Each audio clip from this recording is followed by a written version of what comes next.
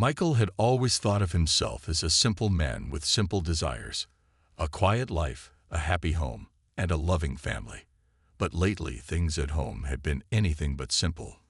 Over the last few months, tension had been building between him and his wife, Lisa, stemming from endless arguments about money and their future. It seemed every conversation spiraled into a dispute, leaving Michael feeling drained and disconnected from the woman he once shared everything with. One evening, Michael returned home earlier than usual after his shifts as a security guard were cut back at the mall. The house was unusually quiet when he entered, a stark contrast to the usual hum of life he had grown accustomed to. His curiosity piqued when he heard Lisa's voice floating from the living room. She was speaking in hushed tones, the kind one uses when sharing secrets or making plans meant to be kept from prying ears. Creeping closer, Michael's heart pounded in his chest as he strained to listen. Lisa was on the phone, her words chillingly calm and collected. "Yes, I've thought about it a lot," she whispered. "If something were to happen to Michael, well, the insurance would set us up for life. It's a huge amount, and honestly, it might solve a lot of our problems." Shock coursed through Michael's veins like ice water. Was his wife really discussing his potential death as if it were just another financial transaction? The hurt and betrayal stung deep, and a wild idea took root in his mind. What if he could find out how far Lisa was willing to go with this thought? What if he pretended to be dead and observed her reactions? Driven by a mixture of heartache and a desperate need for the truth, Michael decided to stage his own death. He knew it was a crazy idea, but it was the only way he could think of to uncover the extent of Lisa's cold calculations. The next day, he began his plan by crafting a believable scenario. He told Lisa he was required to work late again, knowing this would give him the time needed to set everything up.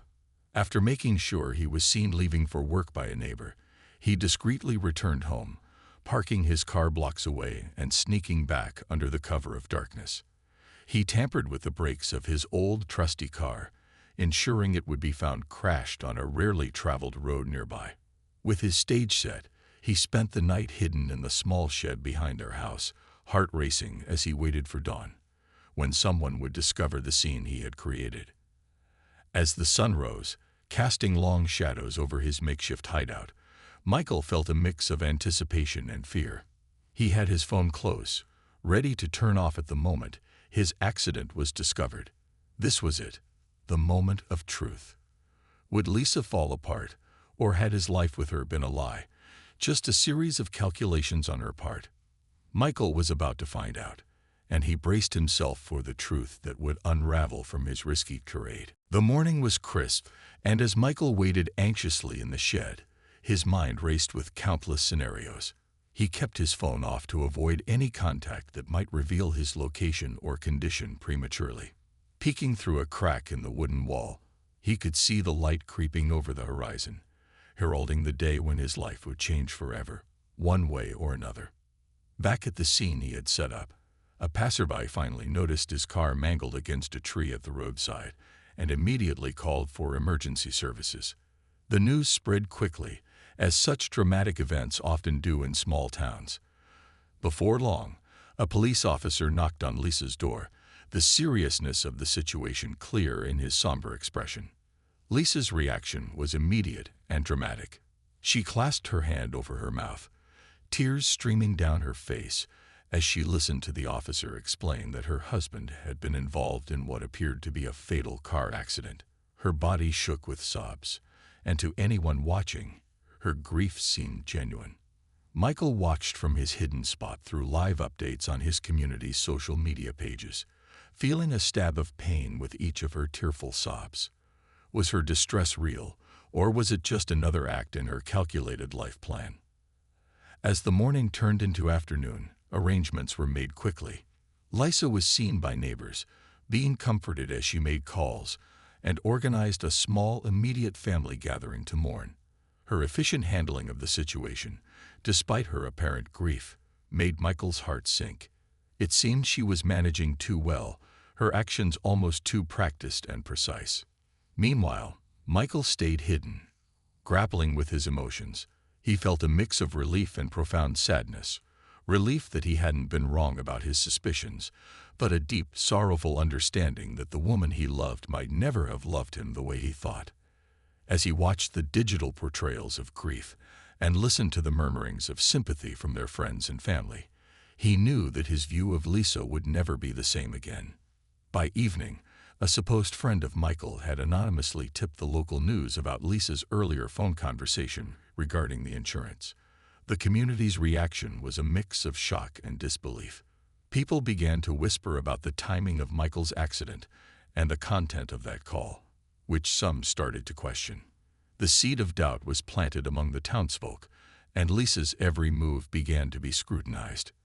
Through it all, Michael remained in his hiding, torn between confronting Lisa with his findings or waiting to see how far she would go with her plans now that suspicion was cast her way. Each passing moment brought a new wave of emotions, and he knew that whatever decision he made next, the life he had known with Lisa was over. But as the sun set on another day, the town buzzed with whispers and rumors about Michael's tragic accident and the suspicious conversation Lisa had just days before it happened. Inside her home, Lisa managed her grief privately, unaware of the growing doubts among the neighbors and friends who had offered their condolences. Michael's friend, Tom, who was in on the plan to fake Michael's death, discreetly monitored Lisa's actions and the community's reactions. He updated Michael regularly, reporting back on everything from Lisa's emotional state to the community's whispers about the authenticity of her grief. Michael lay in his hiding spot, a cold shed that grew increasingly uncomfortable as the nights went on, clinging to his resolve to uncover the truth. In the town, as people gathered in small groups, discussing the tragedy, Lisa's earlier conversation about the insurance money became a focal point of speculation. Was it a mere coincidence, or something more sinister? The local police, prompted by the anonymous tip and the town's chatter, decided to take a closer look at the circumstances surrounding the accident. Meanwhile, Lisa continued her life, seemingly pushing through her grief with a determination that seemed both admirable and suspicious. She started organizing Michael's affairs with a swiftness that suggested a desire to move on as quickly as possible. She called the insurance company, met with Michael's employer, and even started sorting through his personal belongings. Watching all this, Michael's emotions were a whirlwind of doubt, anger, and sadness. He had hoped for some sign of genuine love from Lisa, a hint that her grief was real and not just for show. But every action she took seemed calculated, every tear shed perfectly timed for when eyes were on her. It was becoming painfully clear that the life he thought they shared was perhaps nothing more than a convenience for her. Late one evening, as Lisa was seen removing some of Michael's items from their house, including documents and personal mementos, Michael's resolve hardened. This was not just the act of a grieving widow looking to slowly remove painful reminders. It was too rushed, too methodical. It was as if she was clearing the stage of his presence in her life entirely. Tom, acting on Michael's behalf, subtly engaged Lisa in conversation during one of her many organizing sessions. He probed gently, trying to gauge her thoughts on the future without Michael. Her responses were guarded, but her focus seemed more on the practicalities of life without him and the financial security she now had with the insurance payout looming. This conversation confirmed Michael's worst fears. It was now apparent that Lisa had viewed their marriage more as a financial arrangement than a partnership based on love. Heartbroken but needing to see this through, Michael planned his next moves. He would come back from the dead, but not before gathering undeniable evidence of her intentions to present not just to her, but to the community that had supported her through her grief. With each passing day, the plan grew more complex, and Michael's anticipation of the confrontation grew. He knew that when he finally revealed himself, the shock would ripple through the entire community, and he needed to be ready for the fallout. The next steps were crucial, and he had to play them just right. Michael could hardly sleep that night. He lay on the hard wooden floor of the shed, staring at the ceiling, thinking about everything that had happened. He had once believed Lisa was the love of his life, but now he wasn't sure if she had ever truly loved him at all. The more he thought about her actions, the more he felt a mix of anger and sadness. He wanted to believe that there was some misunderstanding, that maybe he had misjudged her, but deep down, he knew the truth was right in front of him. The next morning, Tom brought him breakfast and fresh clothes. Michael thanked him, grateful for his friend's support during this strange and painful journey. "I followed up with Lisa yesterday," Tom said, sitting down on a crate next to Michael. "She's already started the paperwork for the insurance money. She didn't even wait a few days." Michael clenched his fists. "She's not wasting any time, is she?" Tom shook his head. "No, and that's not all. She's also been making phone calls about selling your truck and some of your tools from the garage. It's like she's erasing you, Mike." Michael felt a heavy weight in his chest. He had shared years of his life with Lisa, trusting her, supporting her, building a future together. And yet, in just a few days, she was already moving on. Not with sorrow, not with heartbreak, but with a cold, calculated efficiency. He needed more proof before he revealed himself. Something undeniable. Something that would show everyone what she had planned. That afternoon, Michael and Tom decided to set a trap. Tom pretended to be interested in buying some of the things Lisa was selling. He called her and asked to meet, giving Michael the perfect chance to listen in. Michael hid in the back of Tom's car as they pulled up outside the house. From the small crack in the trunk, he could hear Lisa's voice clearly. "I just want to get rid of all of this as soon as possible," Lisa said. "There's no point in holding on to things that remind me of him. Besides, once the insurance money comes in, I won't have to worry about anything anymore." Tom played along. "Must be tough, though, losing someone like that." Lisa sighed, but there was no sadness in her tone. "Yeah, but life moves on, right? Honestly, this might have been for the best. He was stuck in his routine, not ambitious enough. I have a chance to start fresh now." Michael felt a burning sensation in his chest. It wasn't just about the money. She had never truly cared about him. He had been nothing more than a step in her plan, a means to an end. As Tom wrapped up the conversation and got back into the car, Michael knew what he had to do next. The time for watching and waiting was over. It was time to come back from the dead and show Lisa and the whole town the truth. Michael sat in the back of Tom's car, his heart pounding in his chest.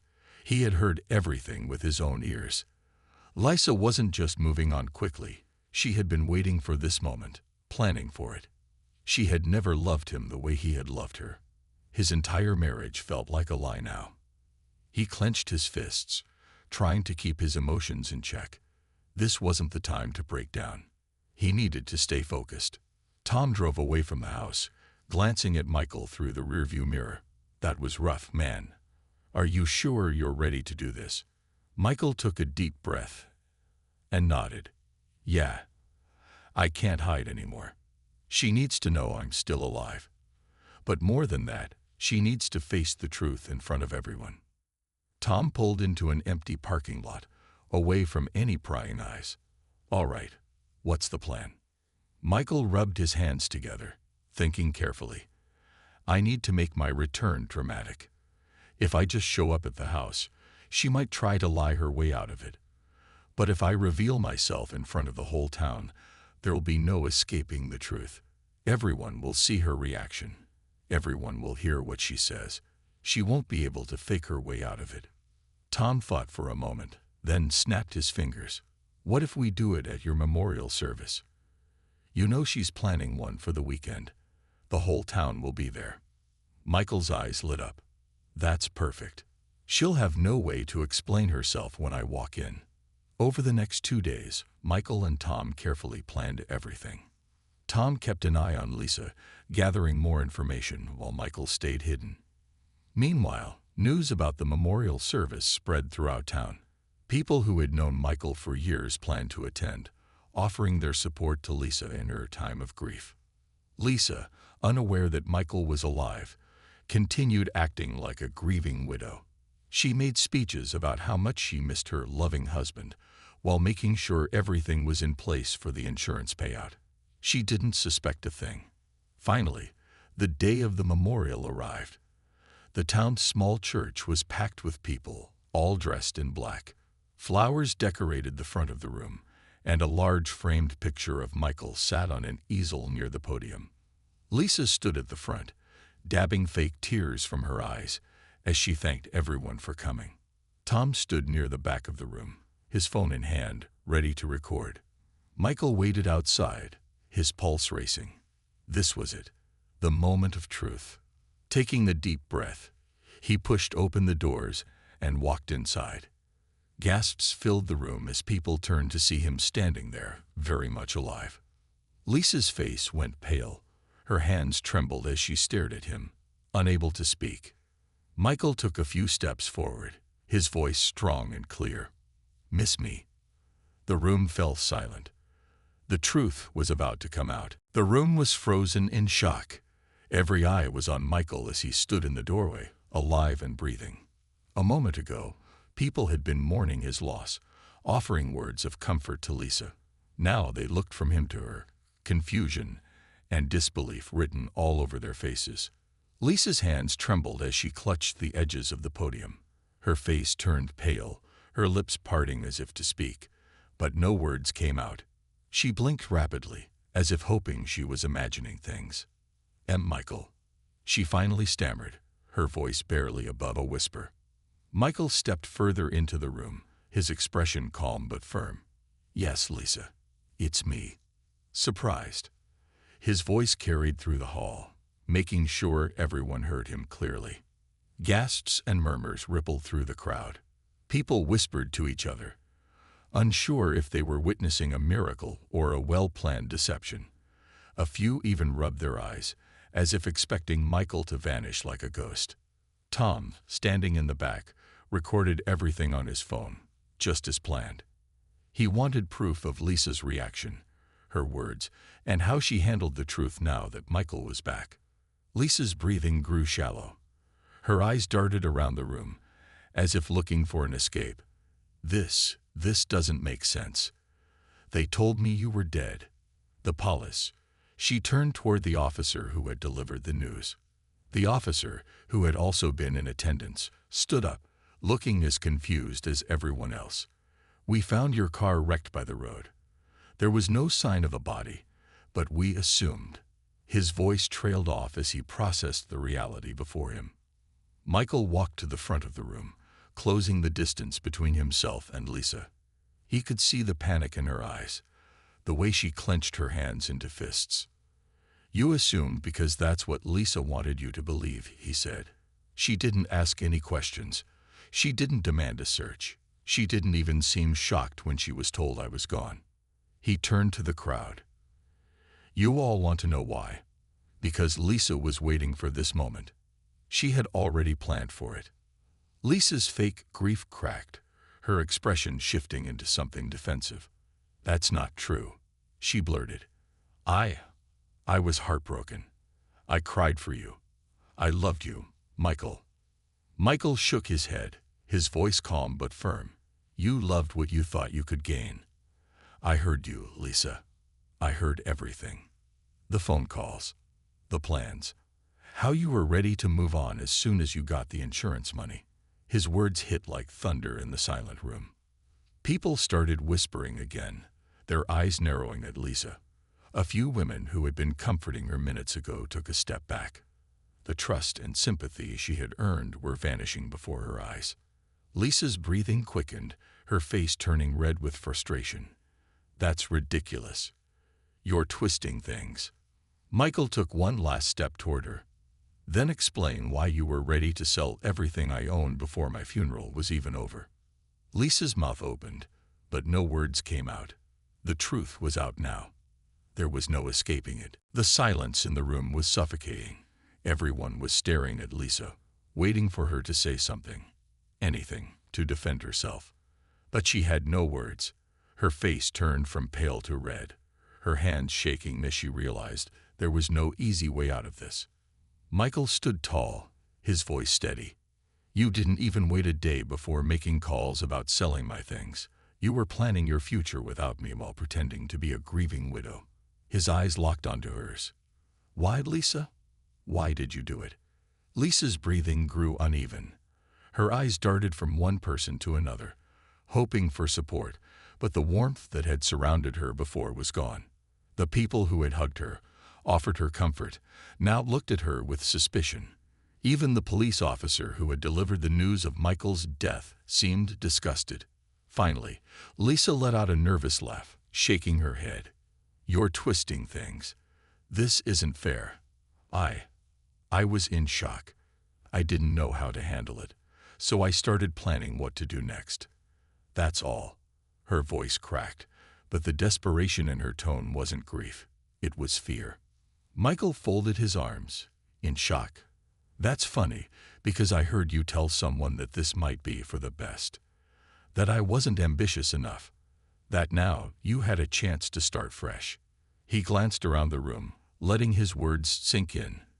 Does that sound like a grieving wife to any of you? The crowd murmured again, some shaking their heads, others whispering among themselves. The weight of the truth was too much to ignore. Lisa's mask began to crumble completely. She turned to Tom, who still had his phone raised, recording everything. You set me up. You tricked me into talking. She screamed, pointing a shaking finger at him. Tom raised an eyebrow. I didn't trick you, Lisa. You told the truth because you thought you had gotten away with it. Lisa's breathing became rapid, her eyes wild as she realized she had nowhere to run. She looked at Michael again, her expression shifting from fear to anger. And what about you? She snapped. You faked your own death. Do you think that makes you a saint? Do you think this makes you look good? Michael let out a slow breath. I did what I had to do to see the truth. And now, everyone sees it too. Lisa shook her head violently, her hands gripping her dress as if holding herself together. This isn't fair, she shouted, her voice breaking. I was supposed to have a new life. You were supposed to be gone. The moment those words left her mouth, a collective gasp filled the room. She had finally said it. The truth, in her own words. Michael stared at her, feeling the last remnants of love he had for her fade away. He had all the proof he needed. Now, it was time for the final step. Lisa's words hung in the air like a heavy storm cloud. The room was so silent that even the faintest breath could be heard. People exchanged shocked glances, some shaking their heads in disbelief, others whispering among themselves. She had just admitted it, her true feelings, her real intentions. And now, there was no way to take it back. Michael let out a slow breath. He had expected a confrontation, but hearing Lisa say those words still felt like a punch to the gut.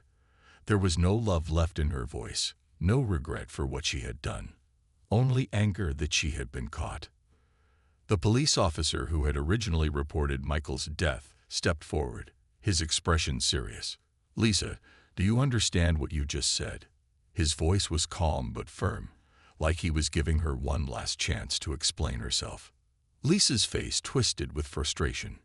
No, that's not what I meant. She looked around the room, realizing that no one was on her side anymore.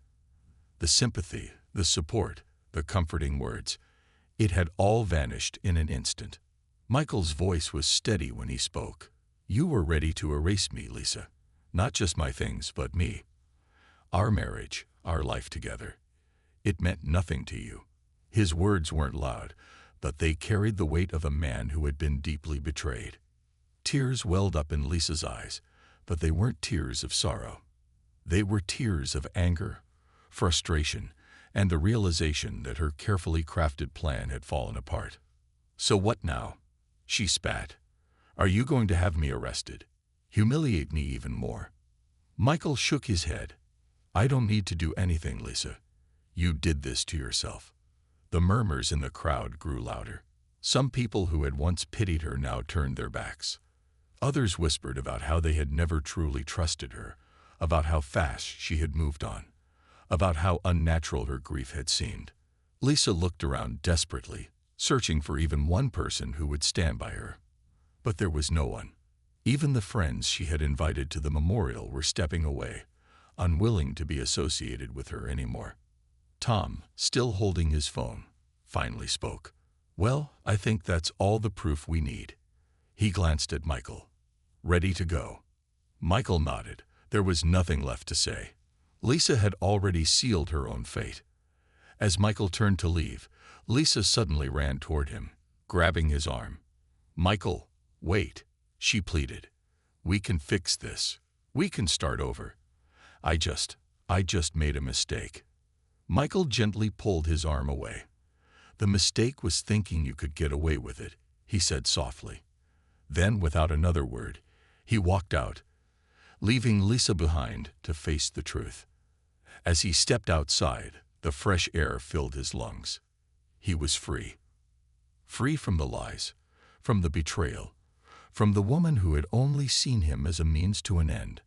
For the first time in a long time, Michael felt truly alive.